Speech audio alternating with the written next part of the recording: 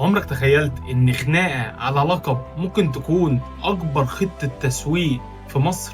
تعال بينا نشوف. سنة 2001 الكاف ادى الاهلي لقب نادي القرن بنظام النقط، لكن الزمالك اعترض وقال انا اللي كسبت 9 بطولات قدام الاهلي 7 بس. من هنا بدأت المعركة بين الناديين على لقب نادي القرن. الاهلي مسك في اللقب الرسمي وسجله كعلامة تجارية وحطه على التيشيرتات والمنتجات بتاعته عشان يثبت الهوية كزعيم للقارة الافريقية. اما الزمالك فعمل براند مضاد، نادي القرن الحقيقي. السردية دي اللي مبنية على مبدأ المظلومية خلت الجمهور يرتبط بالنادي اكتر، لان بطبيعة جمهور الزمالك جمهور عاطفي. الخناقة دي مش مجرد جدل وخلاص، فلوس بالملايين، والفجوة ما بين القيمة التسويقية للاهلي والزمالك عمالة بتزيد جدا. وده ساعد الاهلي في ان هو يقدر يبيع حفلة مرور 20 سنة على لقب نادي القرن، ودخل منه رقم كبير جدا، في ظل ان الناحية الثانية الزمالك كان ممكن يدفع غرامة 2 مليون دولار بسبب بس ان هو استخدم اللقب. هنا الاهلي قدر يستغل كلمة نادي القرن ويدي لنفسه فاليو كبيرة جدا، ودي في الماركتنج حاجة جامدة جدا، في ظل ان انت لما بتيجي تلبس تيشيرت النادي الاهلي انا لابس تيشيرت نادي القرن، وده بيديك فاليو جامدة جدا تقدر تستغلها في التسويق او في اي حاجة تانية، في ظل ان الزمالك بنشغله من الموضوع بعيد عن حاجات كتيرة قوي ليها علاقة بالماركتنج. والاهلي هنا ابتدى يشتغل على الموضوع بشكل كبير جدا عشان يخلي النادي